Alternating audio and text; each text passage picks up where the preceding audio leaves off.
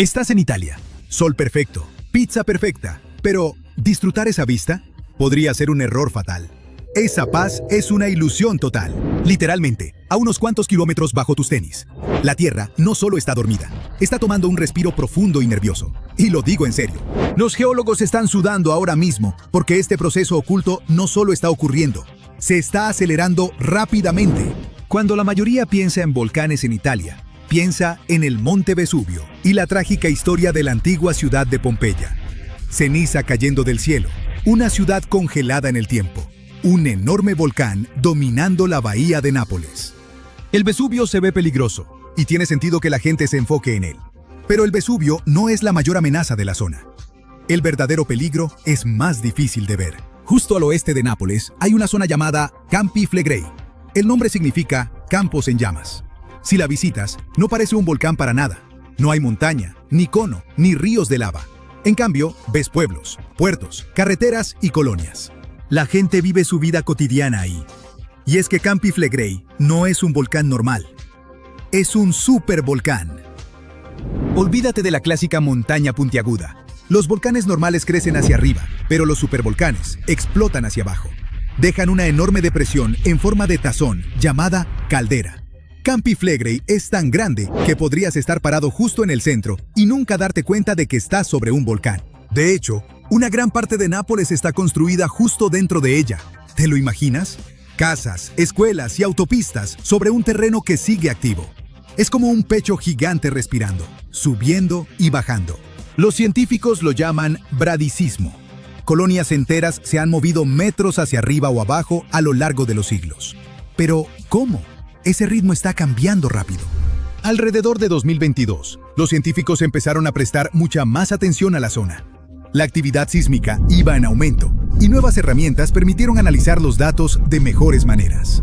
Los investigadores reunieron registros de más de 54,000 sismos. La mayoría eran pequeños. Muchos eran demasiado débiles para que la gente siquiera los sintiera. Cuando todos esos datos se pusieron en un mapa, parecía un caos. Miles de puntitos dispersos por todos lados, sin un patrón claro. Para el ojo humano, era solo ruido, demasiada información para encontrarle sentido. Así que los científicos recurrieron al aprendizaje automático. En lugar de analizar cada sismo uno por uno, se usaron modelos de inteligencia artificial para escanear todo el conjunto de datos a la vez. El objetivo no era predecir una erupción, sino ver cómo se movía la tensión bajo tierra. Fue entonces cuando algo nuevo apareció. Oculto dentro de todos esos datos caóticos, había un gran sistema de falla circular, una grieta en forma de anillo en la corteza terrestre que delineaba el borde de la caldera. Siempre había estado ahí, pero estaba enterrado en el ruido. Una vez que la inteligencia artificial lo detectó, cambió cómo los científicos entendían todo el sistema. Este tipo de falla anular importa mucho. Actúa como un camino. La presión desde las profundidades, magma, agua caliente y gases volcánicos, puede moverse a lo largo de ella más fácilmente que a través de roca sólida. En lugar de dispersarse uniformemente, la presión se concentra a lo largo de este anillo. Eso solo ya sería preocupante, pero la historia no termina ahí. El nuevo estudio descubrió algo alarmante bajo Pozzuoli.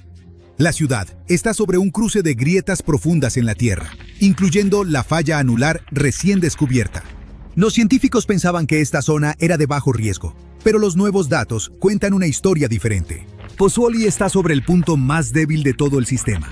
Como la roca ya está tan fracturada bajo tierra, la presión tiene una salida fácil. Eso significa que cuando la cámara de magma respira, esta ciudad recibe el golpe más fuerte. Los habitantes no solo son vecinos del volcán, están sentados justo encima del tubo de escape. Con base en estos nuevos datos, los científicos dicen que sismos de magnitud 5 no solo son posibles, son probables. Para mucha gente, ese número no suena tan aterrador. Vemos titulares sobre magnitudes 7 y 8 en el Pacífico todo el tiempo. Pero Campi Flegrei juega con reglas completamente diferentes. El peligro aquí no es solo el tamaño del sismo, es la ubicación. En lugares como Tokio, los sismos suelen ser profundos, así que cuando las ondas te alcanzan, se sienten como un movimiento ondulante. Pero aquí, los sismos son increíblemente superficiales. A veces comienzan a solo unos cientos de metros bajo el pavimento. Eso hace una diferencia enorme. Como la explosión ocurre justo bajo tus pies, el suelo no ondula, sacude con fuerza. Es una patada vertical violenta que amplifica el daño. Incluso un sismo pequeño aquí golpea con la intensidad de un choque de camión. Y ese tipo de fuerza son malas noticias, también por los edificios.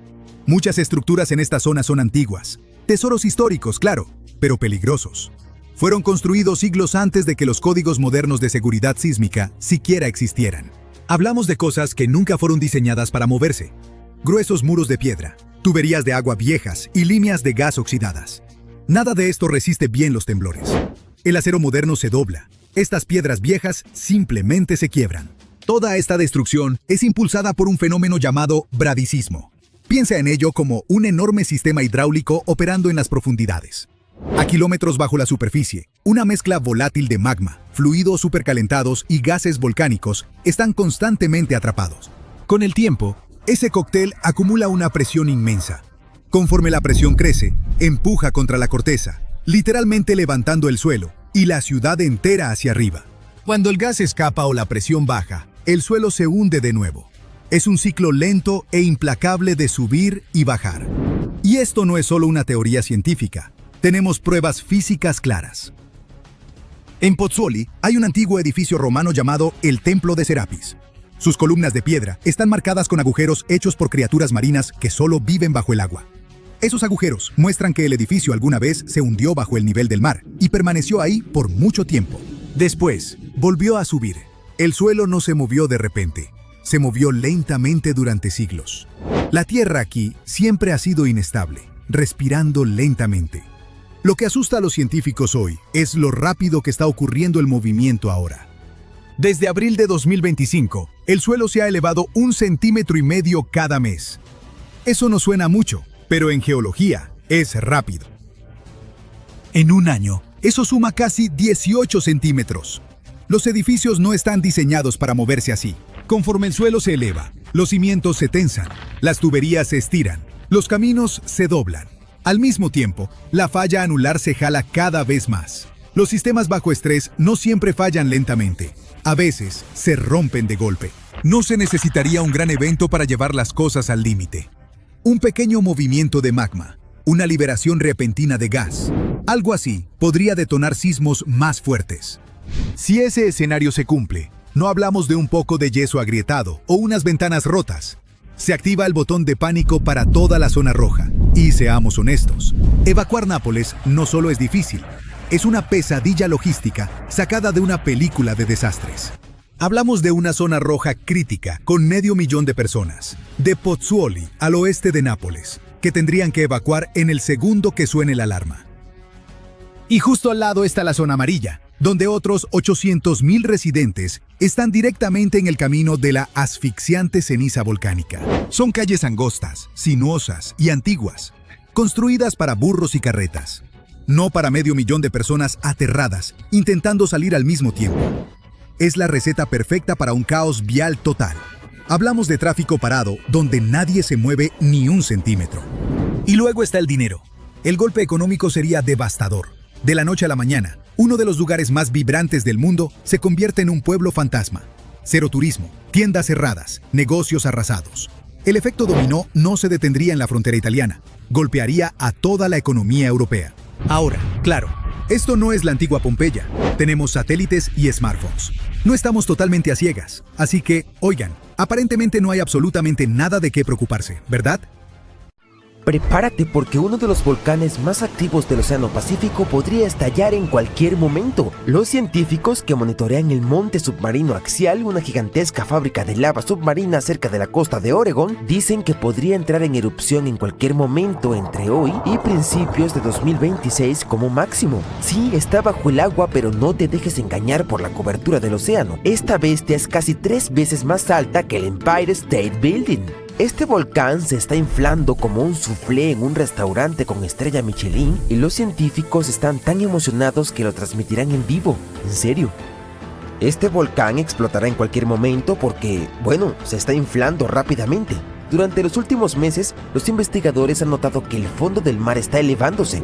Es como si el axial estuviera haciendo su mejor imitación de un colchón de agua lleno de rocas fundidas. Los científicos llaman a esto inflación, que suena como algo de lo que te quejarías después de la cena de Navidad. Pero en términos de volcanes, significa que el magma se está acumulando bajo tierra, haciendo que el fondo marino se abombe como un soufflé que está a punto de colapsar. Ahora bien, una erupción volcánica submarina podría no sonar tan rara. Después de todo, la mayoría de la actividad volcánica de la Tierra ocurre bajo el mar. Aunque no lo creas, hay más de 1 millón de volcanes submarinos que arrojan lava silenciosamente bajo las olas mientras miras este video. El fondo oceánico es el mayor punto caliente volcánico de la Tierra. Lo que hace el monte submarino axial tan emocionante es que está bajo una intensa vigilancia científica, a diferencia de cualquier otro volcán submarino. Es como la estrella de un reality show volcánico, con una red de instrumentos en el fondo del océano que proporciona a los investigadores actualizaciones en tiempo real sobre los movimientos de magma, los temblores sísmicos y la deformación de la corteza terrestre. De hecho, el monte axial alberga el primer observatorio de volcanes submarinos del mundo. Desde la década de 1900, los científicos han estado vigilando constantemente cuando instalaron sensores que ahora transmiten datos en vivo directamente desde el lecho marino. Este tipo de monitoreo no se ve en ningún otro lugar y ha convertido al axial en una celebridad geológica cuyo comportamiento podemos seguir con una precisión notable. Además, el axial es muy predecible, erupciona cada década y, como era de esperar, se está preparando para otro espectáculo. A mediados de 2024 se había inflado casi al mismo nivel que antes de su última erupción, lo que significa que la cuenta regresiva ha comenzado. Los científicos están tan seguros de su programación que han instalado un calendario volcánico, esperando el día en que el axial decida hacer erupción. Pero espera, el axial no es un volcán submarino cualquiera, tiene estilo, personalidad y una identidad geológica propia. La mayoría de los montes submarinos suelen parecer conos o cúpulas aplanadas. El axial se ríe de la tradición con su caldera rectangular, poco convencional, un cráter de 3 por 8 kilómetros que parece haber sido diseñado por un geólogo con una regla y un resentimiento contra las curvas. La mayoría de los volcanes optan por la clásica forma circular, pero el axial fue completamente vanguardista. Esta caldera también está salpicada de fisuras, respiraderos, canales de lava y misteriosas estructuras en forma de domo que se elevan a cientos metros de altura. Es como si el volcán llevara una corona geométrica extravagante en lugar del habitual sombrero redondeado.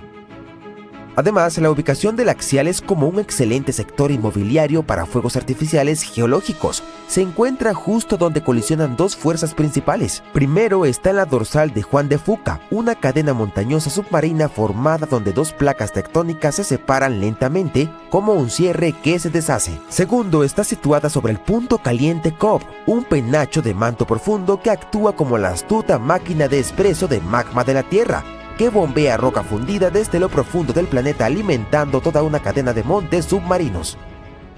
Para decirlo claramente, es como si las placas tectónicas fueran bailarines renuentes que se deslizan uno del otro, mientras el punto caliente de Cobb actúa como el DJ, subiendo la temperatura y manteniendo la fiesta de magma en marcha. Esta influencia dual crea un complejo sistema de tuberías dentro del volcán con cámaras de magma que se llenan, drenan y desplazan de maneras que los científicos aún están tratando de descifrar. La competencia entre las placas que se expanden y el magma que asciende es lo que le da al axial su huella geológica única. También es la razón por la que este volcán continúa sorprendiéndonos. Bien, mencionamos que la cima del axial no es solo un cráter. La verdad es que dentro la acción se vuelve más extraña e impresionante. El axial alberga respiraderos hidrotermales conocidos como chimeneas negras, que expulsan agua a temperaturas superiores a los 370 grados. Esto no es una bañera de hidromasaje submarina común. Estos respiraderos crean uno de los entornos más extremos de la Tierra, donde extrañas criaturas prosperan en total oscuridad y con un calor abrasador. Gusanos tubulares gigantes, cangrejos, colonias de bacterias e incluso pulpos sobreviven gracias a las plumas ricas en minerales que brotan de estos respiraderos, que forman ecosistemas completamente independientes de la luz solar y la fotosíntesis. Es como un mundo alienígena bajo las olas que prospera con el aliento ardiente del volcán. Estas comunidades de ventilación son cruciales para la ciencia, no solo porque son extrañas, sino porque pueden parecerse a los ecosistemas más antiguos de la Tierra. Algunos investigadores creen que la vida en nuestro planeta pudo haber surgido en ambientes hidrotermales similares en el fondo del mar hace miles de millones de años. Estudiarlos también podría ayudarnos a buscar vida en lunas heladas, como Europa y Encelado, donde podrían existir respiraderos similares bajo su superficie congelada. Cuando el axial entra en erupción es como un botón de reinicio natural para estas comunidades. La lava arrasa con todo, pero en cuestión de meses la vida regresa con fuerza, prueba de que incluso en los entornos más hostiles, el sector inmobiliario siempre está en demanda. Para aquellos preocupados por tsunamis o desastres costeros, tranquilidad. Las erupciones del Axial son el equivalente submarino de una olla de cocción lenta. La inmensa presión del agua mantiene las cosas relajadas, bueno, ardientes pero no explosivas. Por lo peor que ocurre es que algo de lava adorna el fondo del mar y algunos cangrejos tienen que encontrar nuevas ventilas en las que sentarse. Esto significa que no hay nubes gigantes de ceniza ni explosiones que podrían alcanzar la superficie. En cambio, la lava se escapa y se esparce por el lecho marino, a veces recorriendo kilómetros. Pero para los científicos esta erupción es un boleto de oro. Entender los patrones del Axial podría ayudar a predecir erupciones en otros lugares, incluso en tierra firme. Además, sus extraños ecosistemas ofrecen pistas sobre cómo podría sobrevivir la vida en otros planetas. No está mal para un volcán que principalmente está ahí sentado con su forma rectangular.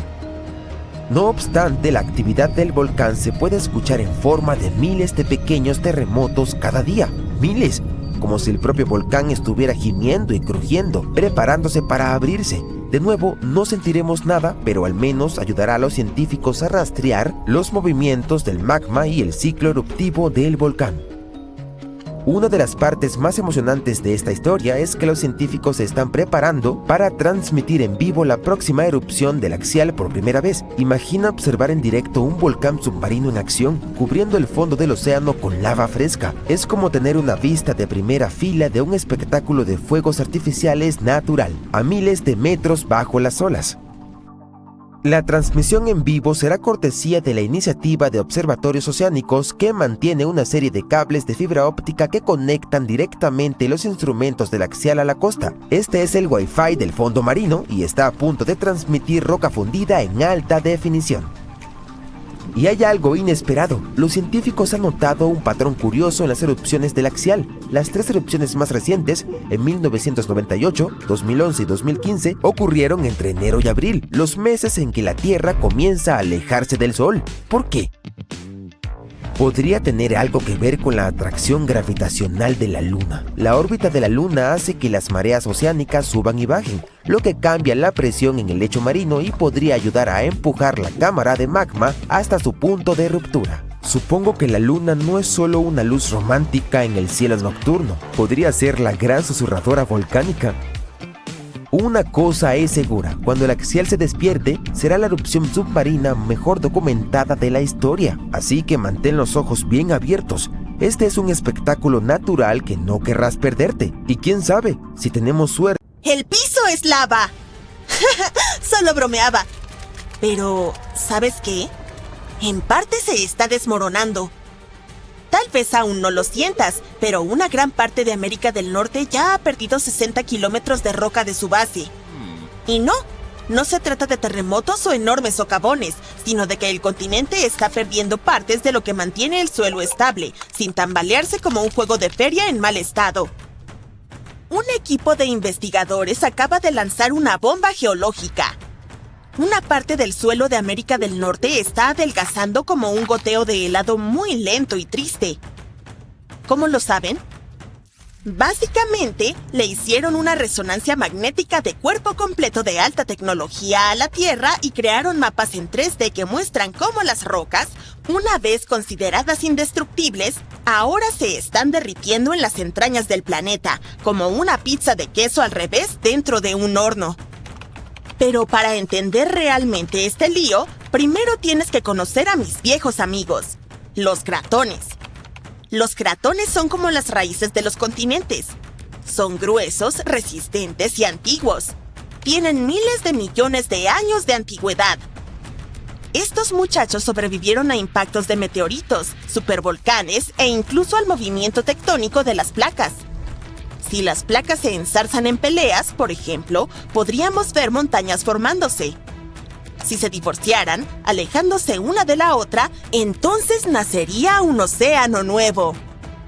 Estos procesos dejan cicatrices en la superficie de la Tierra, pero los cratones parecían permanecer siempre inalterados, como las cucarachas de la geología.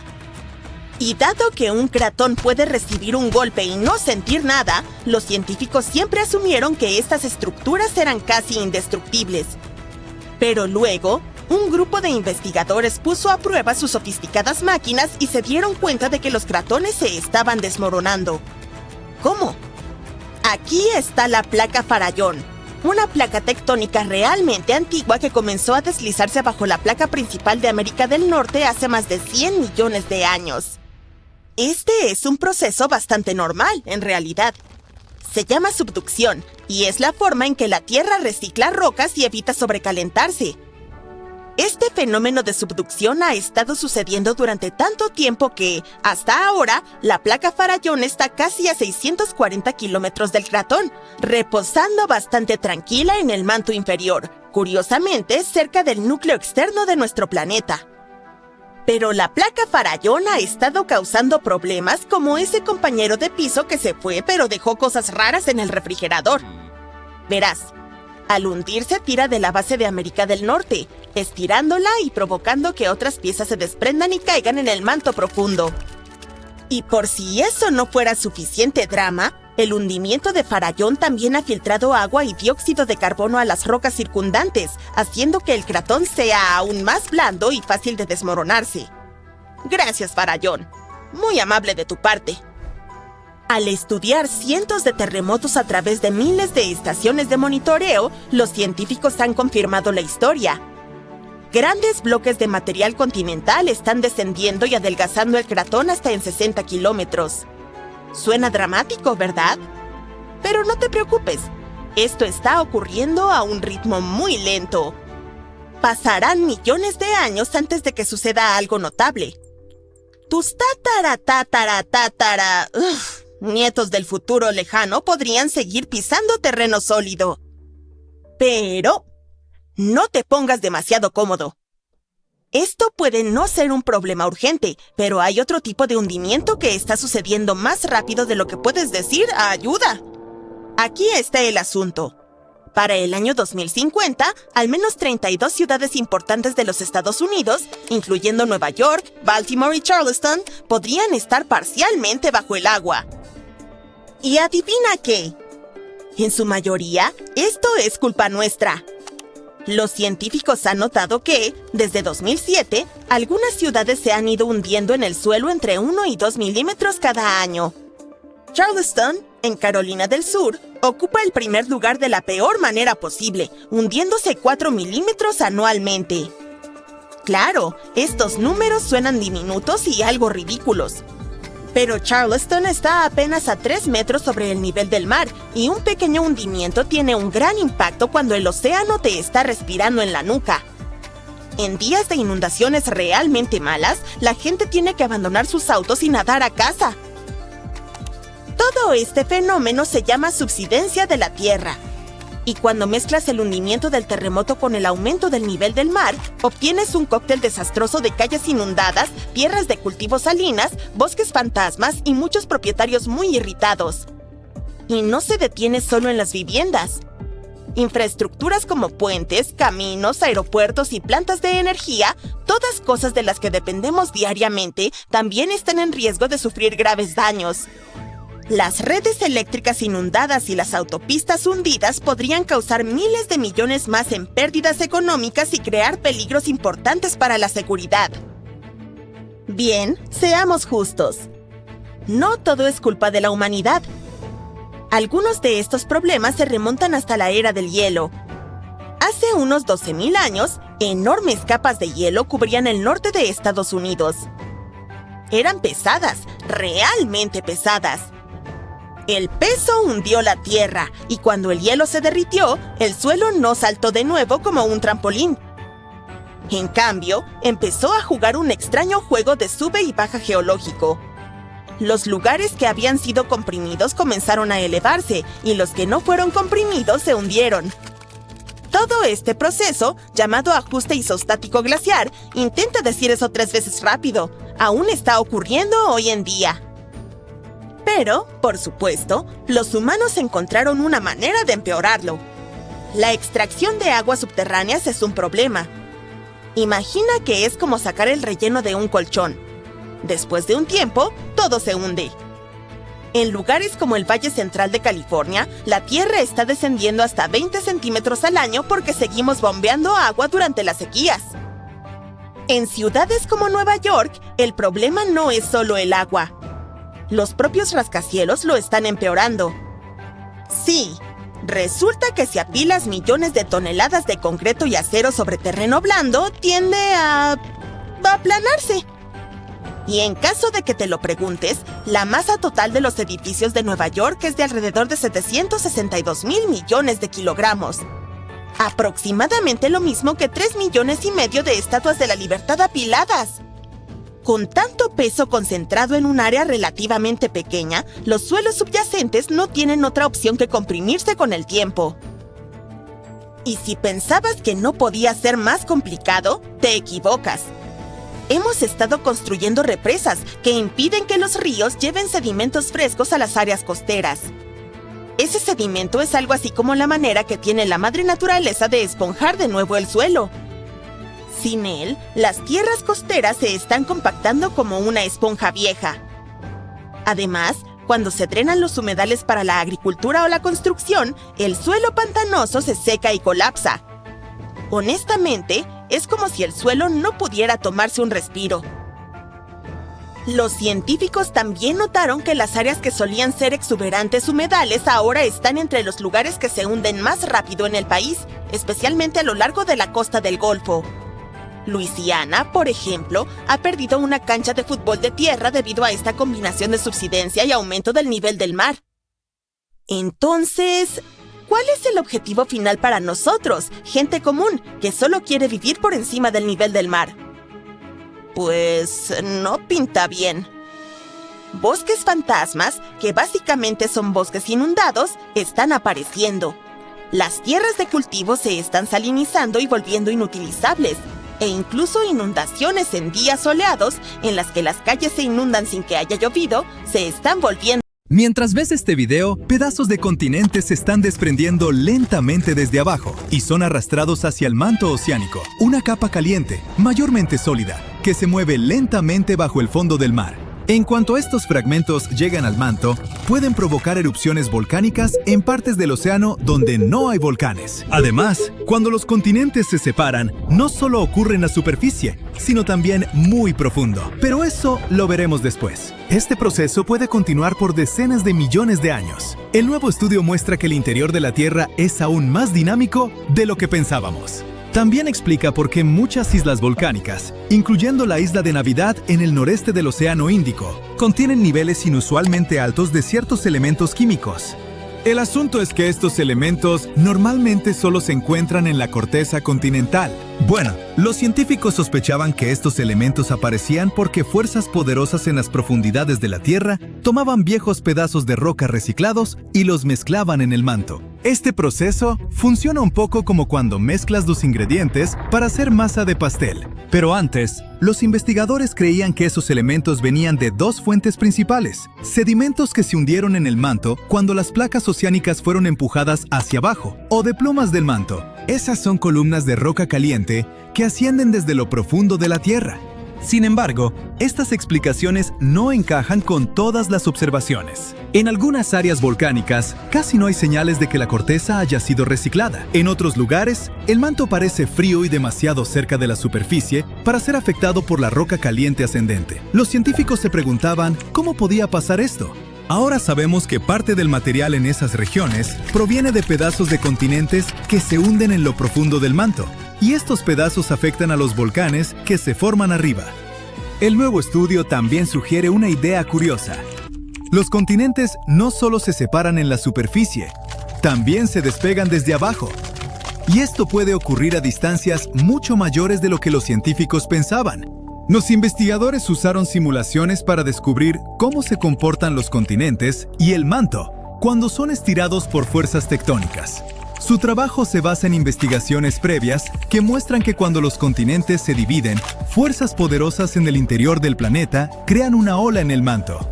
La ola se mueve a lo largo de la base del continente, a profundidades de unos 145 a 200 kilómetros. La ola se mueve extremadamente lento, como una millonésima de la velocidad de un caracol, y gradualmente arranca material de las raíces de los continentes. Estos fragmentos desprendidos son llevados hacia los lados, a veces más de 1000 kilómetros hacia el manto oceánico. Una vez ahí, pueden provocar erupciones volcánicas en el océano por decenas de millones de años. La investigación también muestra que el manto sigue sintiendo los efectos de la ruptura continental mucho después de que los continentes se han separado. Incluso después de que se forma una nueva cuenca oceánica, el manto sigue moviéndose, reorganizándose y transportando material enriquecido lejos de donde se originó. Para llegar a esta conclusión, los investigadores estudiaron datos geoquímicos de diferentes partes de la Tierra, incluyendo la provincia de montes submarinos del Océano Índico.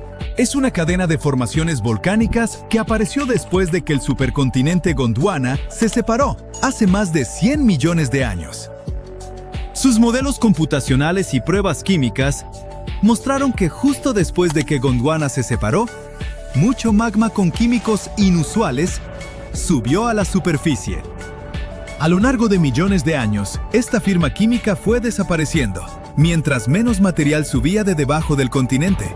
El descubrimiento más inesperado es que esto ocurrió sin ayuda de esas columnas profundas de roca caliente que los científicos creían necesarias. Ahora, para tener una imagen más clara, echemos un vistazo al interior de nuestro planeta.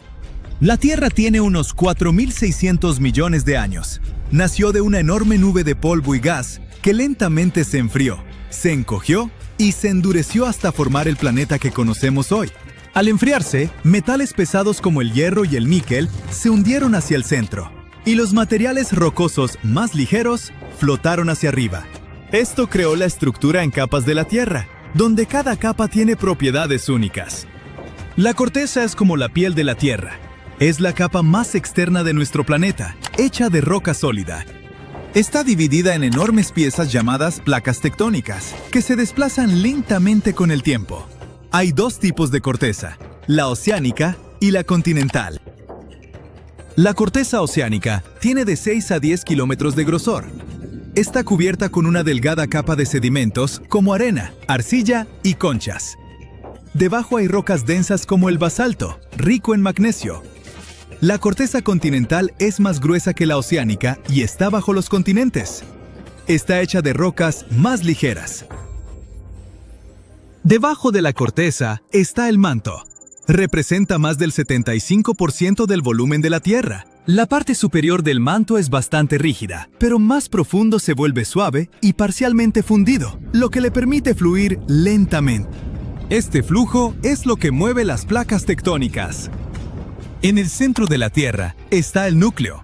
Está hecho principalmente de hierro y níquel, y tiene dos capas distintas, el núcleo externo y el interno. El núcleo externo es una capa líquida de hierro y níquel. Está increíblemente caliente, hasta 6000 grados centígrados, tan caliente como la superficie del Sol. El núcleo externo también genera el campo magnético de la Tierra, que nos protege de la radiación solar dañina. El núcleo interno es sólido, debido a la presión aplastante dentro del planeta. También está hecho de hierro y níquel. Ahora, la capa externa de la Tierra llamada litosfera está compuesta por la corteza y la parte superior del manto. Está dividida en grandes piezas llamadas placas tectónicas. Hay algunas placas muy grandes y muchas más pequeñas. 6 de las placas principales llevan el nombre de los continentes que cargan, como las placas norteamericana, africana y antártica. Pero incluso las placas más pequeñas juegan un papel importante. Por ejemplo, la pequeña placa Juan de Fuca es responsable de muchos volcanes en el noroeste del Pacífico de Estados Unidos. Las placas se mueven como un montón de viejas bandas transportadoras. Se mueven muy lento, de 2 a 5 centímetros por año. Pero a lo largo de millones de años, este movimiento moldea la cara de nuestro planeta. La mayoría de los terremotos, volcanes y formación de montañas ocurren donde las placas se encuentran, se separan o se deslizan una junto a otra. Hay 3 tipos principales de límites de placas. Convergentes, cuando las placas se mueven una hacia otra. Divergentes, cuando se separan. Y transformantes, cuando se deslizan lateralmente una junto a otra. Cuando las placas tectónicas chocan, la corteza se arruga y se pliega, formando cordilleras. Hace unos 55 millones de años, India chocó contra Asia, creando lentamente el Himalaya, las montañas más altas de la Tierra. La colisión continúa hoy, así que las montañas siguen creciendo. El monte Everest, el punto más alto de la Tierra, podría incluso crecer un poquito más con el tiempo. En algunos límites convergentes, una placa oceánica se sumerge bajo una placa continental, en un proceso llamado subducción. La Tierra de arriba se eleva, formando montañas, y la placa que se hunde se derrite y provoca erupciones volcánicas. Así es como se formaron algunas montañas en los Andes de Sudamérica. Cuando dos placas oceánicas chocan, una usualmente se desliza debajo de la otra, creando fosas oceánicas profundas como la fosa de las Marianas en el Pacífico Norte, el punto más profundo de la Tierra. Estas colisiones también pueden formar volcanes submarinos, que eventualmente emergen del océano y se convierten en cadenas de islas, como Japón. En los límites divergentes, las placas tectónicas se alejan una de otra. En los océanos, el magma de lo profundo del manto sube para llenar el espacio. Esto crea montañas y volcanes submarinos a lo largo de la grieta. Este proceso renueva el fondo oceánico y lentamente ensancha las cuencas oceánicas. Por cierto, un solo sistema de dorsales oceánicas conecta a todos los océanos del mundo, convirtiéndolo en la cordillera más larga de la Tierra. En tierra, cuando las placas se separan, forman valles gigantes, como el Gran Valle del Rift en África. Si este estiramiento continúa por millones de años, el este de África podría separarse y convertirse en una nueva masa terrestre. Un famoso ejemplo de límites transformantes es la falla de San Andrés en California. A diferencia de los límites convergentes o divergentes, los límites transformantes usualmente no crean montañas ni océanos, pero el movimiento de fricción puede causar terremotos poderosos, como el terremoto de 1906 que destruyó gran parte de San Francisco. Al principio los investigadores pensaron que sus cámaras estaban fallando. Era lo único que podía explicar la extraña imagen frente a ellos. Agua hirviente salía disparada hacia arriba, mientras metano frío burbujeaba justo al lado. Esa combinación no debería existir, pero allí estaba. Los científicos exploraban el fondo del océano cerca de Papúa Nueva Guinea cuando se toparon con un extraño punto caliente en las profundidades. No era como ningún otro. Gas supercaliente y metano frío burbujeaban casi uno junto al otro. Esto casi nunca pasa en la naturaleza, así que los investigadores quedaron bastante impactados. Andaban explorando con un robot de buceo profundo, el ROV Kiel 6000, investigando volcanes submarinos en una remota cadena de islas. Estos volcanes esconden todo tipo de cosas extrañas, pero nadie esperaba encontrar una fuente hidrotermal completa ahí abajo. Además, otras expediciones habían pasado por la zona antes y no la detectaron. Esta vez, las cámaras del robot iluminaron el fondo marino y revelaron una vista extraña. Fuentes hirvientes y gas frío filtrándose del lecho marino. ¡Prácticamente se tocaban! Como saben, normalmente estas dos cosas aparecen en lugares totalmente diferentes. Las fuentes hidrotermales calientes se forman cuando el agua subterránea es calentada por el magma y sale disparada hacia arriba, llevando minerales consigo. Las filtraciones de metano, por otro lado, vienen de capas frías y blandas de sedimento llenas de materia orgánica antigua. Esto se descompone lentamente y escapa como gas. Pero en este lugar, la geología creó una combinación perfecta. Bajo el volcán hay una gruesa capa de sedimento rico en materia orgánica. El magma que sube desde abajo calienta estos sedimentos. Pero al mismo tiempo, también calienta el agua rica en minerales más abajo. Así obtienes dos fluidos muy diferentes: agua ardiente de la fuente y gas metano más frío. Aún así, ambos suben por las mismas grietas del fondo marino. Cuando llegan a la superficie, escapan a solo centímetros de distancia, así que terminas con este extraño vecindario, donde agua mineral hirviente y burbujas frías de metano conviven como mejores amigos. Para los científicos marinos, es como descubrir un unicornio que también puede volar. Es raro, extraño y súper emocionante. Algo aún más emocionante es que junto a esas extrañas fuentes calientes y frías, todo un mini mundo de criaturas ha invadido las rocas. El lugar está lleno de enormes grupos de mejillones de aguas profundas. largos gusanos tubulares, camarones pequeños y anfípodos por todos lados, y hasta pepinos de mar morados brillantes a la vista. Los animales están tan amontonados que es difícil ver la roca debajo. Los científicos están bastante seguros de que algunas de estas criaturas son totalmente nuevas para la ciencia, pero necesitan una expedición especial solo para identificar todo lo que vive ahí. La extraña mezcla de fluidos calientes y gas rico en metano también cambia las rocas mismas. El metano ahí abajo está súper concentrado, mientras que el agua caliente que viene de más adentro del volcán trae químicos consigo. Juntos, crean reacciones inusuales bajo tierra. Por eso, metales como el oro y la plata se han acumulado en las rocas, junto con elementos como arsénico, antimonio y mercurio. Es como una cápsula del tiempo química. Las rocas muestran señales de una fase antigua y muy caliente, cuando se formaban los metales preciosos. Hoy, las fuentes están más frías, pero siguen activas. Aunque esta zona de aguas profundas es rara y está llena de vida, no está a salvo. Ya hay minería cerca, y los desechos de la enorme mina de oro de aquí se tiran al océano. Además, las compañías tienen licencias para explorar el fondo marino en busca de minerales y gas. Todo esto pone en peligro a la frágil comunidad de las fuentes, porque muchos animales aquí solo pueden sobrevivir en estas condiciones exactas. Por eso, los científicos piden más investigación y planes de protección sólidos antes de que este ecosistema único sea dañado sin remedio. Este tesoro submarino debe salvarse antes de que la industria lo destruya. Sin embargo, este descubrimiento no es el único ecosistema único que hemos encontrado. En enero de 2025, un iceberg gigantesco llamado A84, del tamaño aproximado de Chicago, se desprendió de la plataforma de hielo George VI en la Antártida. Esta plataforma es enorme por sí sola, con unos 450 kilómetros de punta a punta y unos 250 metros de grosor. Durante el verano antártico, de noviembre a finales de febrero, la superficie de la plataforma se derrite y forma lagos largos y delgados, llamados lagos de cinta. Les pusieron ese nombre porque realmente parecen cintas heladas gigantes estiradas sobre la superficie. Cuando A84 se desprendió y se alejó, expuso parte del fondo marino que había estado sellado bajo el hielo quién sabe por cuánto tiempo.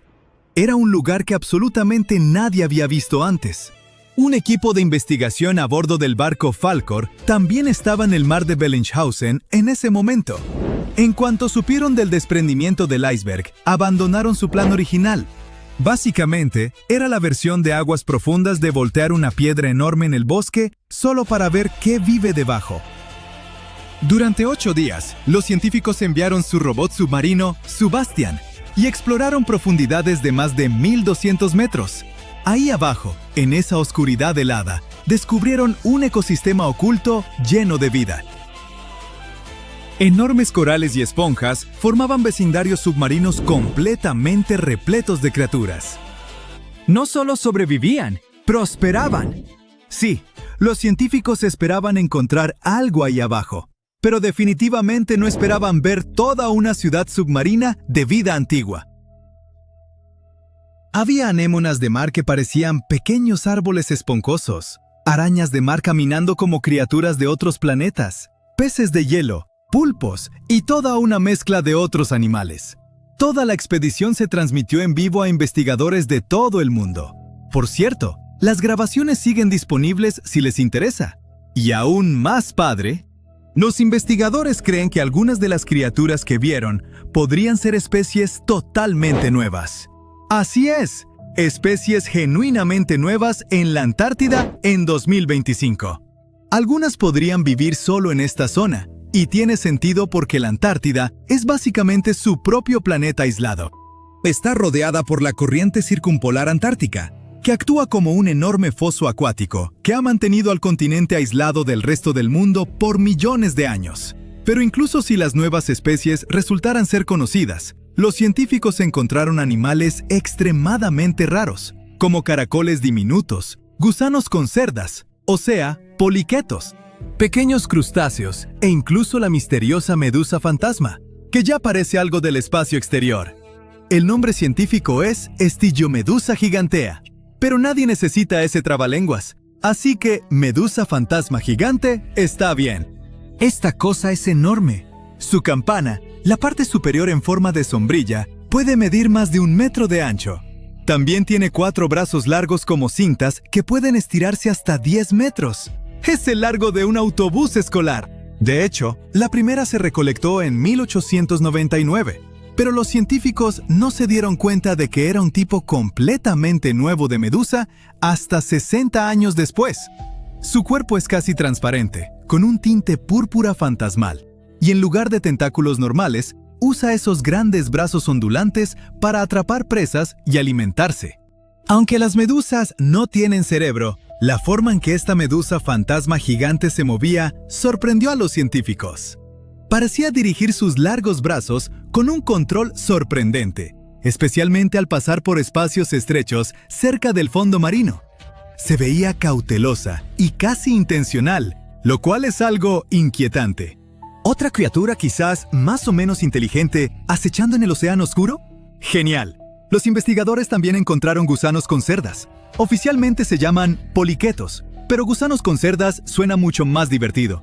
Estos gusanos son comunes en océanos fríos y profundos, y vienen en muchas formas y tamaños. Sus cuerpos están hechos de segmentos, cubiertos de pequeñas cerdas que les ayudan a arrastrarse, percibir el ambiente y defenderse. Uno que destaca es el gusano de escamas antártico, que tiene cerdas doradas brillantes que lo hacen ver sorprendentemente elegante para una criatura que vive en la oscuridad helada. Así que, como ven, todavía hay un montón de lugares y cosas en la Tierra que no parecen reales, o que ni siquiera deberían existir. Y aún con nuestro nivel de tecnología, es poco probable que descubramos todas las maravillas que el mundo tiene para ofrecer en un futuro cercano. Hace aproximadamente 2.000 millones de años, un asteroide masivo chocó contra la Tierra. Dejó detrás de sí destrucción total y lo que ahora conocemos como el cráter de Vredefort en Sudáfrica. Y presta atención a esto. Este invasor del espacio podría haber sido mucho más grande de lo que los científicos pensaban al principio, posiblemente el doble del tamaño del asteroide que acabó con los dinosaurios. Hoy en día, el cráter de Vredefort tiene aproximadamente 159 kilómetros de ancho, lo que lo convierte en el cráter visible más grande del mundo. Pero técnicamente aún es más pequeño que el de Chicxulub en México. Este último tiene alrededor de 180 kilómetros y fue dejado por el famoso impacto que acabó con los dinosaurios hace 66 millones de años. Pero lo cierto es que los cráteres no permanecen iguales para siempre. Con el tiempo, la erosión los desgasta. Por eso empiezan a parecer más pequeños de lo que solían ser. Y los científicos piensan que cuando el cráter de Vredefort se formó por primera vez, podría haber alcanzado los 280 kilómetros de ancho. Eso significa que fue el sitio de impacto más grande que la Tierra ha visto, aunque hoy en día parezca más pequeño. Solo imagina lo impresionante que debió haber sido ese impacto. Una roca espacial tan enorme habría enviado ondas de choque a través del planeta, provocado incendios forestales masivos y cambiado el clima por completo. El asteroide probablemente golpeó la Tierra a una velocidad muy alta. Pero como esta catástrofe ocurrió hace miles de millones de años, mucho antes de que los dinosaurios o incluso la vida compleja viera la luz del día, no acabó con nada como lo hizo el asteroide Chicxulub. Al mismo tiempo, recientemente, investigadores se han dado cuenta de que el asteroide podría haber sido aún más grande de lo que pensaban anteriormente, hasta 25 kilómetros de ancho. En cuanto a la velocidad con la que se estrelló en la Tierra, podría haber alcanzado unos asombrosos 90.000 kilómetros por hora. Bueno, pero ¿podemos descubrir qué tan grande era Vredefort originalmente? Ha sido un verdadero quebradero de cabeza. El problema principal es que es súper antiguo. Estamos hablando de 2.000 millones de años. No es de extrañar que durante tanto tiempo la erosión lo haya desgastado. Entonces, es difícil saber qué tan enorme fue alguna vez. Pero no es solo la erosión la que causa el problema. Con los años, se han acumulado nuevas capas de roca sobre partes del cráter y han cubierto la mayor parte de la estructura original. Por eso, ahora solo quedan pequeños fragmentos de borde elevado, y esto hace que sea aún más difícil obtener una idea clara de su tamaño original. Entonces, los científicos comenzaron a examinar los minerales alrededor del cráter, como el cuarzo y el zircón. Descubrieron que todos estos estaban alterados por el impacto del asteroide. Tenían pequeñas fracturas causadas por la explosión. Con este nuevo conocimiento, los científicos ahora creen que sus últimas estimaciones sobre el tamaño del asteroide son las más precisas. La razón por la que no hemos oído mucho sobre este impacto desastroso es que, a diferencia del asteroide de Chicxulub, que exterminó a los dinosaurios y transformó la vida en la Tierra, el de Vredefort impactó en un momento en que la Tierra era un lugar muy diferente. No había árboles ni animales, solo vida unicelular en los océanos. Eso significa que no hubo extinción masiva, ni incendios forestales, ni evidencia fosilizada de caos. Pero los científicos creen que aún así tuvo un impacto enorme en el planeta. Podría haber cambiado el clima incluso más dramáticamente que el asteroide que acabó con los dinosaurios. Pero dado que no tenemos mucha evidencia directa del desastre, estudiar lo que queda del cráter de Vredefort es una de las únicas formas de comprender cuán poderoso fue este impacto. Aunque ocurrió hace miles de millones de años, aprender sobre él puede ayudarnos a entender la historia de nuestro planeta y tal vez incluso prepararnos para futuras amenazas de asteroides. Después de todo, podrían ser similares a lo que sucedió en Siberia a principios del siglo XX, hace relativamente poco tiempo. Era una mañana cálida, el 30 de junio de 1908, cuando el cielo se iluminó repentinamente con un destello cegador. Lo que siguió fue una explosión tan poderosa que permaneció como un misterio durante décadas.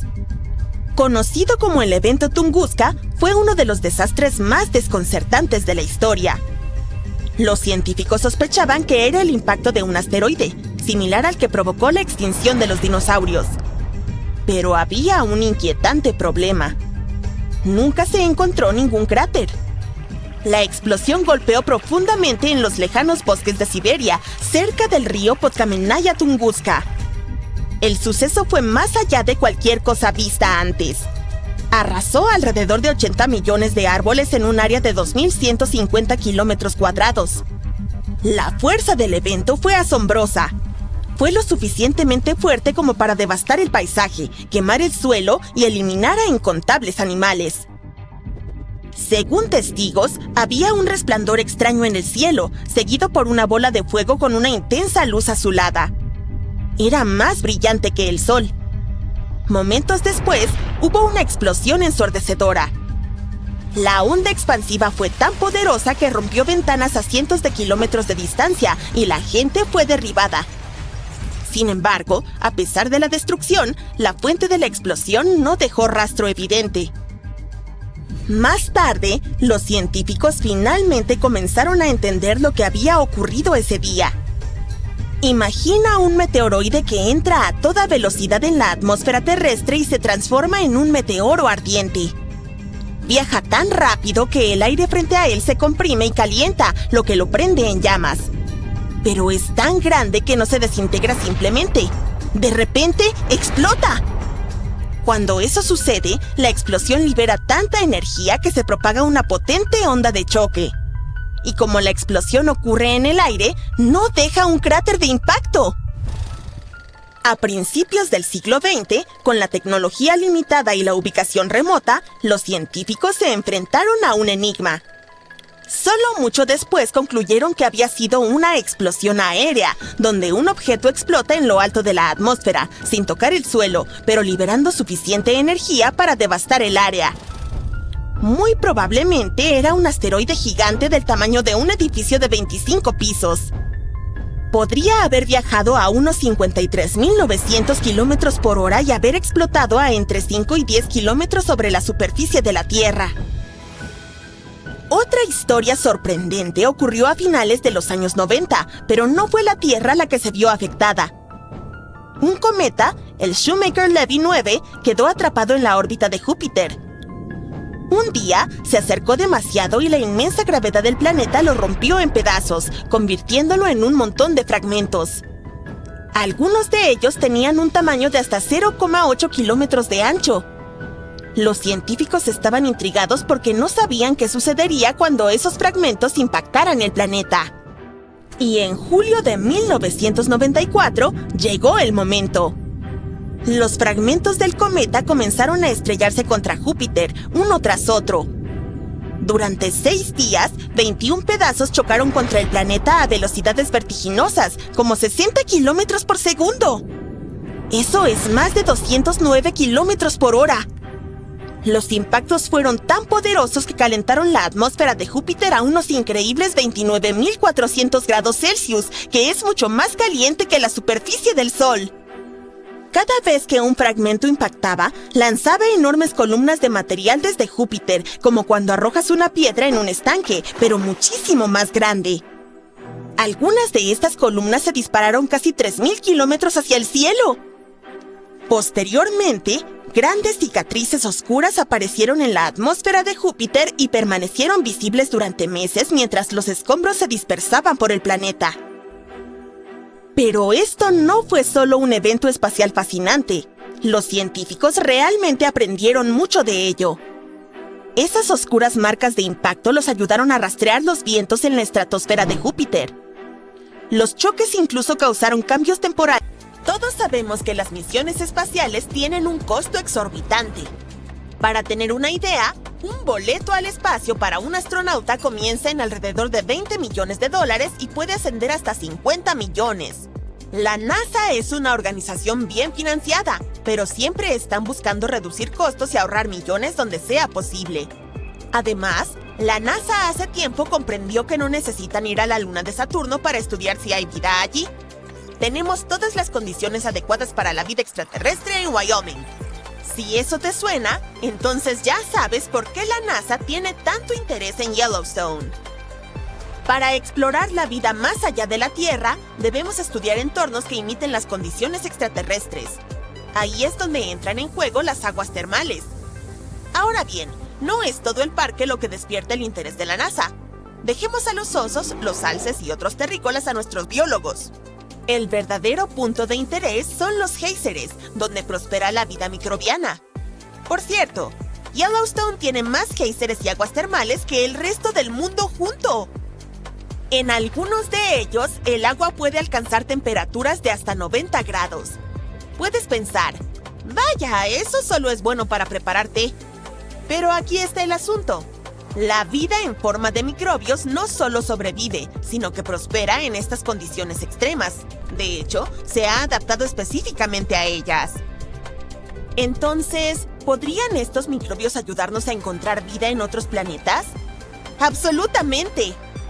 Ahora, enfoquémonos en la verdadera estrella, la gran fuente prismática. Está llena de sílice, lo que le da ese color impresionante. La sílice refracta la luz solar, especialmente las longitudes de onda azules, por eso se ve tan vibrante.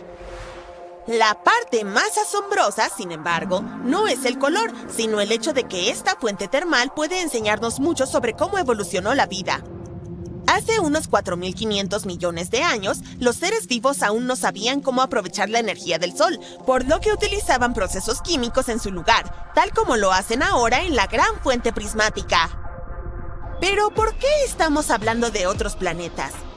Bueno, si la vida en la Tierra comenzó de manera comparable a lo que vemos en Yellowstone, hay una buena posibilidad de que podamos encontrar algo similar en otro lugar del universo. Y si pudiéramos precisar cómo comenzó la vida aquí, podríamos afinar nuestra búsqueda de vida en otros planetas. Géiseres muy similares a los de Yellowstone se pueden encontrar en lunas como Encélado, que orbita Saturno, y Tritón, que es una luna de Neptuno. Pero, ¿cómo se comparan con los géiseres que vemos en Yellowstone? En 1989, la nave espacial Voyager 2 de la NASA realizó un descubrimiento revolucionario al detectar géiseres en Tritón. Esta era la primera vez que alguien había visto un géiser fuera de la Tierra, sin contar las erupciones volcánicas en la Luna y o de Júpiter, que fueron encontradas por la Voyager 1 en 1979. Desde entonces, se han encontrado géiseres en otras lunas de nuestro sistema solar. En Yellowstone, los géiseres se calientan gracias al agua que proviene de las profundidades. Sin embargo, los géiseres en algunas de las lunas exteriores obtienen su calor de las fuerzas de marea, la atracción gravitacional de los grandes planetas que orbitan. ¿Has visto que las mareas oceánicas de la Tierra son afectadas por la Luna y el Sol? Pues bien, estas lunas experimentan algo similar, pero a una escala mucho mayor. Bajo la superficie helada de estas lunas, hay océanos cálidos y salados que se mantienen líquidos porque el espeso hielo que hay sobre ellos los aísla. A medida que las lunas se acercan y se alejan de sus planetas padres, el constante tirón genera calor, lo que provoca que el agua cálida inferior se dispare al espacio cada vez que hay una grieta en el hielo. Esta corteza helada y el agua tibia debajo se parecen a un estanque congelado en la Tierra. Pero, ¿podría haber vida en estos océanos ocultos, al igual que hay criaturas prosperando bajo el hielo de un estanque? Eso es algo que los científicos quieren descubrir. La NASA espera enviar naves espaciales avanzadas para explorar estas lunas lejanas y buscar señales de vida. Pero esos océanos cálidos están enterrados a kilómetros bajo la superficie congelada. Entonces, ¿cómo llegamos a ellos? La respuesta puede residir en los géiseres. En febrero de 2019, un grupo de científicos planetarios decidió visitar Yellowstone en invierno para estudiar las similitudes entre los géiseres de la Tierra y los del espacio. Saben que los géiseres de Yellowstone son hogar de unos pequeños microbios resistentes llamados extremófilos, que prosperan en condiciones extremas como el agua caliente o ácida. Los investigadores querían aprender todo lo posible sobre estos microbios y los entornos en los que viven. Llevaron una serie de herramientas científicas para medir cosas como la temperatura, los niveles de pH y el oxígeno en el agua. También utilizaron instrumentos especiales para analizar los químicos del hielo y las rocas e investigaron el aire en busca de gases. Además, recogieron muestras de rocas, hielo y agua de los géiseres y atraparon pequeñas gotas en láminas de papel de aluminio recubiertas de rocío del géiser. Su principal objetivo era el Gran Géiser de la Fuente en el Cañón del Medio de Yellowstone, el cual ofrece un espectáculo impresionante 2 o 3 veces al día. Sin embargo, visitarlo en invierno presentaba ciertos desafíos. Algunos científicos se retrasaron debido al clima nevado y llegaron tarde por la noche justo antes de que tuvieran que entrar al parque. Luego, su coche quedó atascado en un ventisquero y tuvo que ser rescatado por una máquina quitanieves. Al día siguiente, viajando en un autobús especial para nieve, el equipo tuvo que abrirse paso a través de la nieve profunda por casi 1 kilómetro para llegar al géiser, mientras vigilaban la presencia de alces, bisontes e incluso osos. A medida que se dirigían al Gran Géiser de la Fuente, hicieron pausas para recolectar muestras y hacer mediciones de otros estanques interesantes en el camino, como Lemon Pool y Surprise Pool. Aunque Yellowstone parece remoto, no está tan lejos como Encélado y Tritón. Es un laboratorio natural único que puede enseñarnos mucho sobre la vida en la Tierra y, potencialmente, más allá. Oh, en cuanto a laboratorios, el Gran Manantial Prismático podría considerarse uno. Mira a estos chicos. Bajo el microscopio se ven como cerillas. Su nombre latino oficial es Thermus aquaticus. Viven en esta fuente termal y estas bacterias han salvado millones de vidas.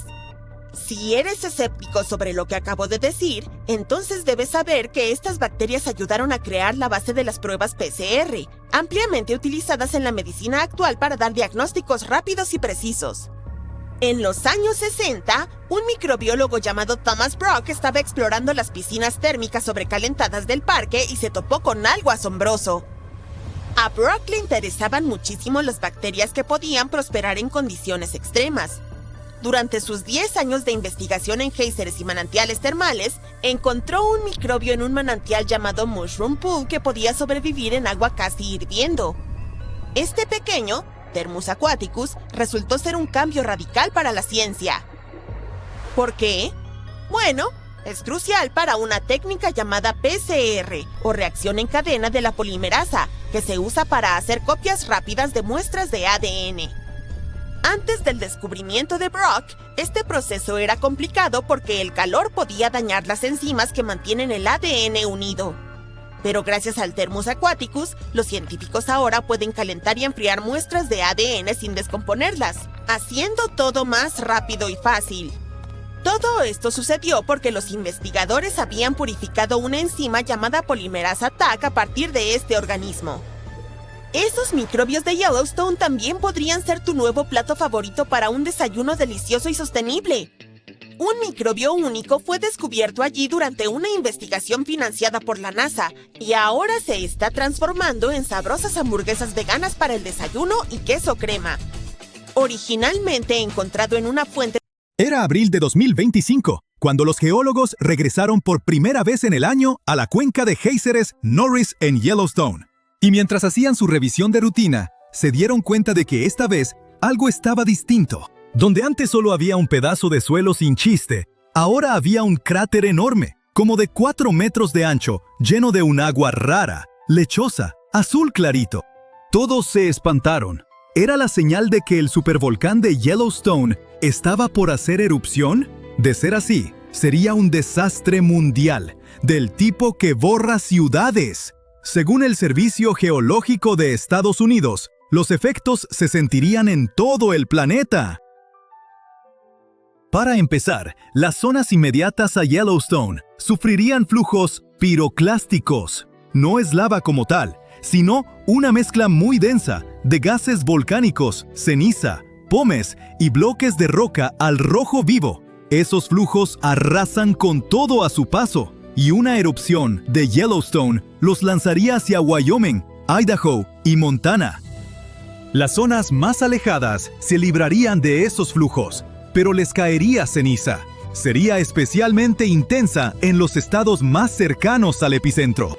La ceniza sería especialmente peligrosa al respirarla.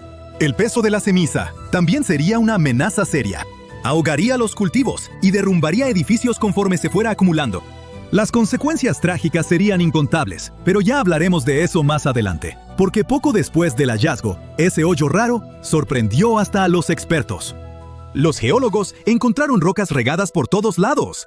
Algunas medían como 30 centímetros de ancho y todas estaban cubiertas de lodo gris. Ese lodo coincidía con las paredes del nuevo manantial termal. Era como si el sitio simplemente hubiera explotado, pero nadie lo había visto ocurrir. El equipo revisó imágenes satelitales antiguas para averiguar cuándo apareció. En diciembre de 2024, el suelo estaba normal. Para el 6 de enero de 2025, ya se veía una pequeña depresión. Y para el 13 de febrero, ese agujero lleno de agua ya estaba ahí. Lo raro fue que los sensores que suelen registrar grandes explosiones hidrotermales no detectaron nada. No hubo estallido enorme ni señales de alerta. Más tarde, se supo que esa abertura extraña no apareció de golpe en una sola explosión. Se formó a partir de varios estallidos pequeños a lo largo del tiempo. Primero, pequeñas explosiones arrojaron rocas, luego, lodo, y al final, excavaron el hoyo. Con el tiempo, se llenó de agua rica en sílice. Eso fue un gran alivio para todos. Yellowstone está sobre un supervolcán, y sus grandes explosiones son un escenario de pesadilla. Por suerte, esta vez fue una explosión lenta y de pequeña escala. Dramática sí, pero totalmente manejable. Mira, el Parque Nacional Yellowstone está lleno de géiseres, aguas termales y paisajes de todo tipo. Pero bajo la superficie, todo se pone intensísimo por el supervolcán. Ahora, los supervolcanes suelen ser enormes. A menudo ni siquiera tienen cono, porque suelen ser los restos de gigantescas cámaras de magma que, al vaciarse durante grandes erupciones, dejaron una caldera. Suelen ubicarse sobre puntos calientes. No sorprende que puedan producir supererupciones. Y cuando eso pasa, lanzan a la atmósfera más de 1000 kilómetros cúbicos de ceniza, roca fundida y gases calientes. En otras palabras, 4 supererupciones podrían llenar el Gran Cañón hasta el borde. Los supervolcanes se forman cuando enormes volúmenes de magma ardiente ascienden desde gran profundidad. Este magma sube hasta quedar muy cerca de la superficie, pero no logra romper la corteza. Así, se acumula una bolsa presurizada de magma burbujeante a unos pocos kilómetros de profundidad. La presión sigue creciendo porque cada vez intenta llegar más magma. Y entonces, ¡pum!, ocurre una supererupción. En 2015, investigadores de la Universidad de Utah cartografiaron la cámara principal de magma del supervolcán de Yellowstone y se quedaron helados con su tamaño. Y luego, encontraron otra debajo. Juntas, esas reservas subterráneas podrían contener suficiente roca fundida como para llenar el Gran Cañón 11 veces. Todo ese magma empuja el suelo hacia arriba. Por eso Yellowstone se eleva como de 2 a 5 centímetros cada año. Ese levantamiento lento quizá no suene a gran cosa, pero si le sumas que Yellowstone sigue activo y tiene un índice de explosividad volcánica de 8, como que sí da para pensar qué pasaría si algo se complica. Y sí, Yellowstone ha estado algo inquieto en los últimos años. En marzo de 2023, hubo 354 sismos. La mayoría fueron muy pequeños, pero el mayor alcanzó magnitud 3.7, como parte de un enjambre de 106. Ahora, antes de entrar en pánico, los expertos del Observatorio del Volcán de Yellowstone dicen que no hay razón para alarmarse. No viene una erupción pronto. Los volcanes no siguen calendario. Que Yellowstone lleve mucho tiempo sin estallar no significa que esté por hacerlo. Por ahora, el parque está estable. Pero la comunidad científica vigila de cerca todo lo que pasa bajo tierra, los sismos, el levantamiento del suelo e incluso cambios de temperatura, por si acaso. El penacho supercaliente de magma, un punto caliente bajo Yellowstone, lleva agitándose desde hace 17 millones de años. La corteza terrestre se ha ido desplazando sobre él, y el punto caliente fue dejando una hilera de volcanes que se extiende por más de 720 kilómetros a lo largo de la planicie del río Snake. La mayoría de esos antiguos volcanes hoy están enterrados bajo capas de lava y sedimentos. Solo en los últimos 2.1 millones de años, Yellowstone ha desatado 3 erupciones cataclísmicas tan enormes que lograron remodelar el paisaje. Cada explosión envió flujos piroclásticos, ríos de roca ardiente, ceniza y pómez que corrieron por kilómetros a la redonda. Los restos se apilaron en capas de decenas de metros de espesor, y algunas se solidificaron en roca dura parecida a la lava. Cuando esas erupciones vaciaron las cámaras de magma subterráneas, el techo colapsó y se formaron las calderas gigantes que vemos hoy. Y ni después de esas mega erupciones Yellowstone se detuvo. Entre 180.000 y 70.000 años atrás, salieron a la superficie enormes coladas de lava riolítica, a veces de más de 600 kilómetros cúbicos. Algunas siguieron líneas de ventilas de norte a sur. La colada de West Yellowstone ocurrió hace alrededor de 110.000 años. La de Nez Perce Creek fue hace 160.000. Si te paras en Madison Junction, en el borde noroeste de la caldera, lo verás. Un acantilado que se formó cuando la erupción de la toba de Lava Creek hizo colapsar el terreno hace 640.000 años. Y dentro de la caldera, verás las coladas endurecidas, serpenteando por el fondo. Saber cuándo podría estallar un supervolcán es como aprender a leer las señales de alerta de la naturaleza. Miles de años antes de una erupción grande, el calor subterráneo empieza a aumentar, y las cámaras de magma se vuelven como ollas de presión, a punto de estallar. Empiezan a aparecer pequeñas señales. Escapan burbujas de gas cuando cambia la presión, y los sismos sacuden el suelo. La superficie encima se eleva poco a poco. Se abren grietas. Las aguas termales y los géiseres se inquietan y se calientan más de lo normal. Ahora, ¿qué pasaría si Yellowstone hiciera erupción? ¿Recuerdas los flujos piroclásticos de los que hablamos? Pueden tener 2 partes. Una corriente densa que va pegada al suelo y una nube de ceniza que viaja por encima de esa corriente. Juntas devastarían áreas enormes. La ceniza incluso llegaría a Europa en 3 a 4 días después de la erupción, aunque allá no sería tan grave. Después, bastarían unas 2 a 3 semanas para que bajaran las temperaturas en todo el mundo, gracias al dióxido de azufre que llegaría a la alta atmósfera tras la erupción. Los científicos calculan que la temperatura global podría bajar hasta de 10 a 12 grados Celsius. Estas consecuencias podrían durar de 6 a 10 años, poniendo fin a los monzones y causando hambrunas generalizadas en Asia. ¿Asusta? Pues no te preocupes. La buena noticia es que los científicos no creen que el gigante dormido bajo el Parque Nacional Yellowstone vaya a despertar en nuestra vida.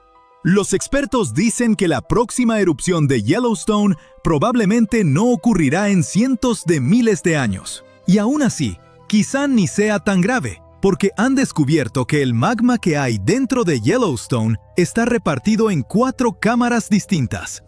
No solo eso, es probable que algunas de esas reservas de magma se enfríen y solidifiquen, reduciendo las posibilidades de una erupción. Así que, aunque una erupción suene a algo capaz de cambiar el mundo, es muy poco probable que pase pronto. ¡Oh, mira! Hay una gigantesca masa cayendo directamente hacia la ciudad de Nueva York. ¡Oh, espera! ¡Detente! En realidad, tendrás que mirar hacia abajo, no hacia arriba, porque esta masa es un conjunto de roca caliente que se mueve bajo la superficie de la Tierra. Y cuando finalmente llegue a la Gran Manzana, algunos dicen que podría partir el continente en 2. Pero fanáticos de los Yankees, e incluso ustedes, seguidores de los Mets, no se preocupen. Este viaje va a tardar unos 15 millones de años aproximadamente. Verás, hace mucho tiempo la gente notó algo curioso. Cuando miraban los mapas del mundo, pensaban, ¿no se ven los continentes como piezas de un rompecabezas que podrían encajar? Eso no podía ser solo una coincidencia, ¿verdad? Luego, en el año 1912, un meteorólogo alemán llamado Alfred Wegener propuso una idea revolucionaria, algo que ahora conocemos como la teoría de la deriva continental. Wegener decía que los continentes están siempre en movimiento, y esos enormes fragmentos de tierra que vemos hoy estuvieron una vez todos conectados, formando un gigantesco supercontinente llamado Pangea. Esa idea de repente explicó muchos misterios, como por qué los fósiles de la misma especie aparecen en diferentes rincones del mundo, incluso cuando hay océanos enteros entre ellos, o por qué las líneas costeras de los continentes coinciden también, justo como Sudamérica y África. Wegener también explicó que las montañas se forman cuando un continente en deriva choca contra otro, lo que arruga la Tierra y la empuja hacia arriba. Así fue exactamente como se formaron los Himalayas. La placa india colisionó con la placa euroasiática y la Tierra se elevó en la imponente cordillera que vemos hoy. Hoy en día, todo el mundo aprende la idea de Wegener en la escuela y la acepta como un hecho. Pero en aquel entonces muchos pensaban que estaba completamente loco. Quiero decir, continentes enteros moviéndose por ahí, que en la Tierra podrían empujarlos. Es por eso por lo que a los científicos les llevó más de 50 años finalmente decir, ¡wow! Ya sé, es el manto de la Tierra. Sí, las corrientes lentas de roca caliente en las profundidades del manto terrestre empujan las placas tectónicas. Y eso significa que los continentes también se mueven. Imagina piezas de rompecabezas súper resistentes que flotan sobre avena hirviendo. Esa es una imagen, ¿sí? Se desplazan y tarde o temprano chocan entre sí. Eso es lo que sucede en la superficie de la Tierra. Y así fue como finalmente acordamos que Wegener tenía razón. Pero, ¿y si te dijera que ese podría no ser siempre el caso? La mayoría de los expertos coinciden en que el supercontinente Pangea comenzó a fragmentarse hace unos 200 millones de años. Y así fue como terminamos con el mapa mundial que conocemos hoy en día. Pero un estudio reciente está cuestionando parte de esa idea, y todo se reduce a una enorme masa de roca caliente, algo que los científicos llaman la anomalía del norte de los Apalaches, o simplemente NAA, ¿sí? Lo que casualmente llamamos una mancha, los expertos lo consideran una anomalía, y eso es simplemente porque es más cálida que la roca que la rodea. Entonces, esta anomalía se encuentra a unos 200 kilómetros debajo de las montañas en Nueva Inglaterra y se extiende hasta 400 kilómetros de ancho. Está en la astenósfera, la capa semimoltena del manto superior de la Tierra. Pero aquí está la parte extraña. Ni siquiera debería estar allí. Quiero decir, formaciones rocosas como esta normalmente no existen en esa parte del interior de la Tierra. Durante años, los científicos pensaron que la anomalía era un remanente de cuando el continente norteamericano se separó del noreste de África hace unos 180 millones de años. Este nuevo estudio indica que podría no ser el caso, sugiere que la mancha está en realidad vinculada al proceso que separó Groenlandia de América del Norte solo hace unos 80 millones de años. La idea es que esta mancha es un remanente de cuando la masa terrestre se dividió, una pieza que nunca se asentó por completo. Estamos hablando de una mancha muy persistente porque todavía sigue en movimiento. Muy lentamente, pero sigue moviéndose. Avanza solo unos 20 kilómetros en 1 millón de años. Con el tiempo ya ha recorrido más de 1800 kilómetros desde donde apareció por primera vez. Y ahora, neoyorquinos, atención, esta masa de roca abrasadora se dirige hacia ustedes. Está bien, sé que soy un poco dramático. La verdad es que realmente no tenemos de qué preocuparnos.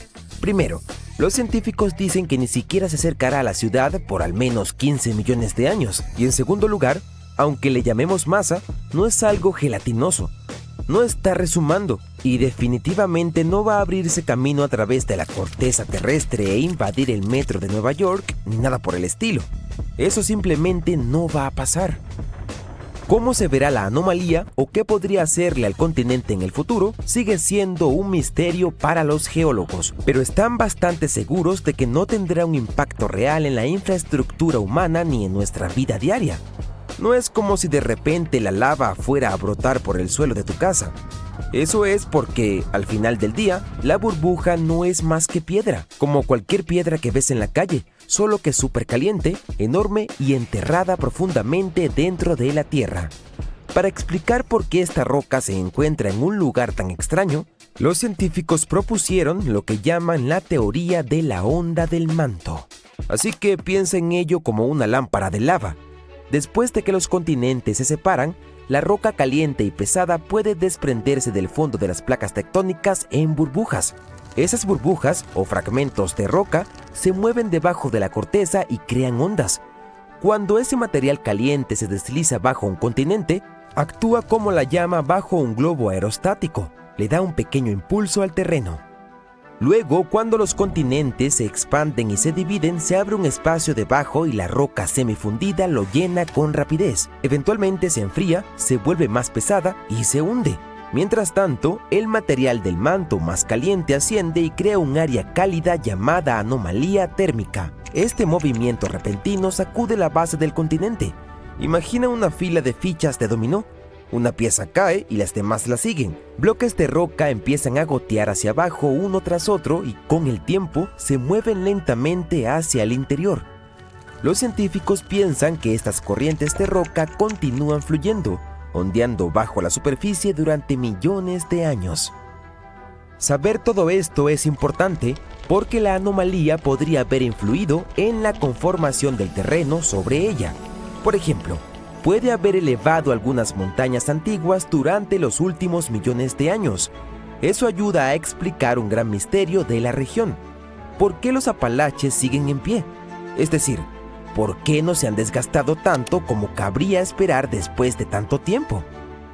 Piénsalo, los Apalaches son ancestrales. Esta cadena montañosa en América del Norte comenzó a formarse hace cientos de millones de años, mucho antes que los dinosaurios. Con todo ese tiempo, la lluvia, el viento y la erosión ya deberían haberlas desgastado hasta casi desaparecer. Honestamente, algunos geólogos esperaban que fueran al menos colinas ondulantes, pero no. Todavía son montañas, bonitas además, y mucho más grandes de lo que deberían ser. Y aquí es donde entra en juego la burbuja. Mira, cuando una gigantesca bolsa de roca supercaliente se encuentra debajo de una cadena montañosa, realmente puede darle a la corteza un pequeño empuje. Es como poner un globo. Si todos los volcanes de la Tierra entraran en erupción al mismo tiempo, tendríamos alrededor de 1500 de estas formaciones estallando de una vez. Por lo general, solo entre 10 y 20 volcanes están activos por día, pero ¿cómo se vería el mundo si todos explotaran al mismo tiempo? Los geólogos piensan que no sería nada bonito. Aunque solo los volcanes terrestres entraran en erupción juntos, eso desencadenaría una reacción en cadena mucho peor que cualquier cosa que hayamos visto antes. Los dos grandes problemas serían las cenizas y los gases volcánicos.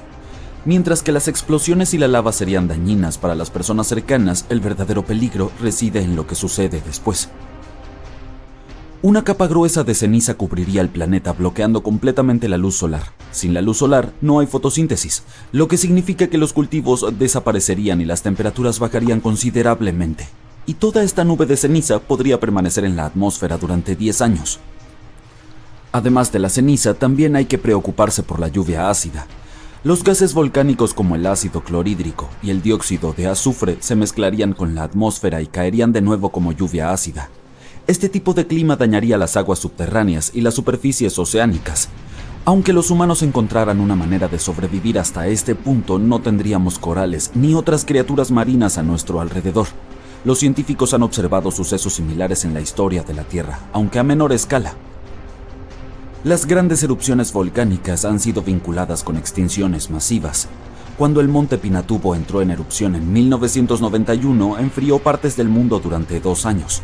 Pero el dióxido de carbono adicional de estas erupciones también podría calentar el planeta de la misma manera en que encendemos la estufa para darle una capa crujiente a nuestra comida.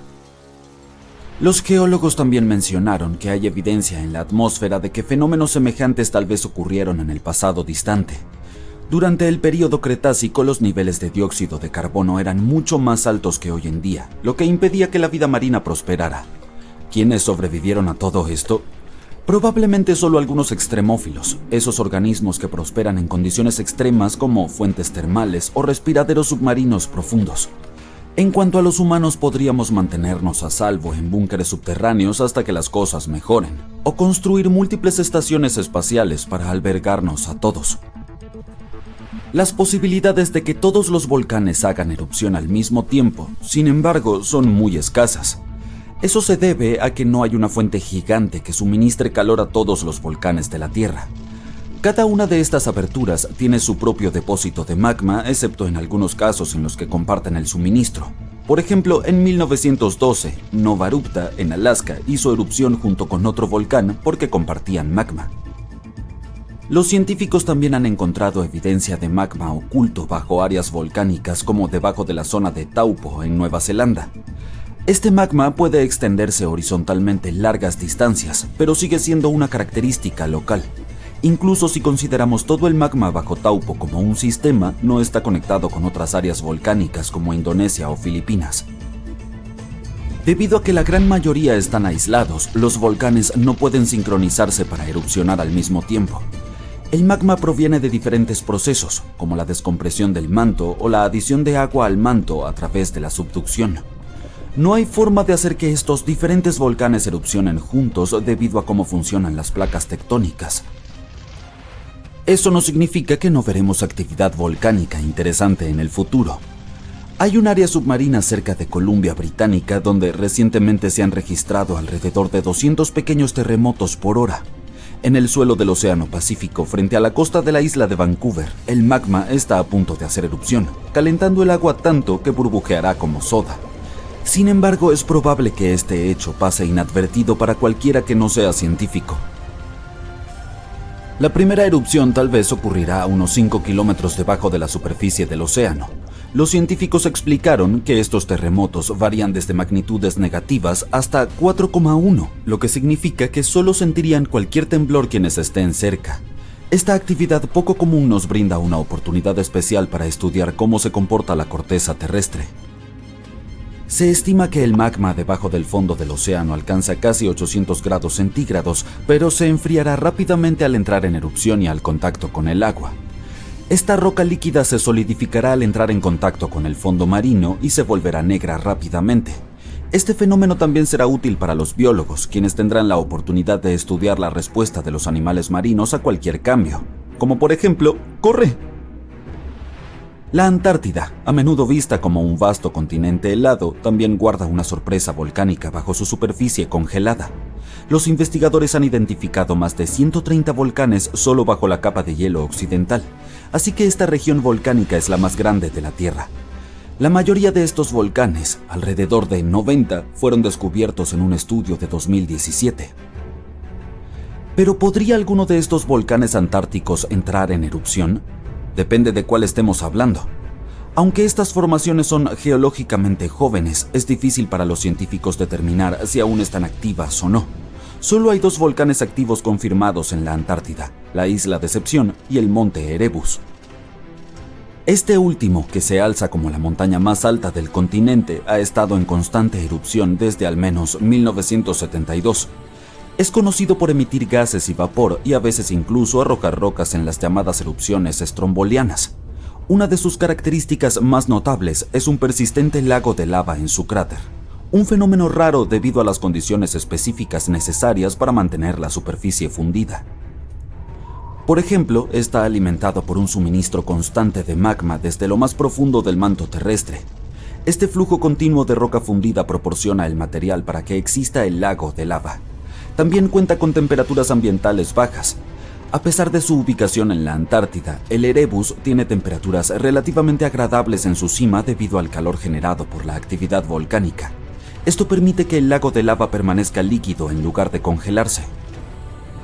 La isla Decepción, una isla volcánica activa, entró en erupción por última vez en los años 70. Aunque no muestra signos de una erupción inminente, se está monitoreando de cerca por cualquier actividad preocupante. Además de estos 2 volcanes confirmados como activos, la Antártida está salpicada de fumarolas, aberturas en la corteza terrestre que liberan gases y vapores. A veces estas fumarolas pueden crear torres de hielo que alcanzan alturas de 3 metros. En lo que deberíamos enfocarnos es en los supervolcanes. Son los que tienen el potencial de producir las erupciones más potentes y destructivas.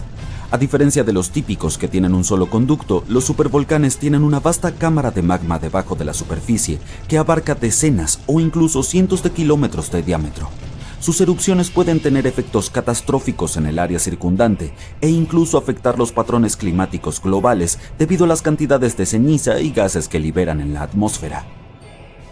Un famoso supervolcán es el de Yellowstone, que algunos dicen que se está preparando para otra erupción.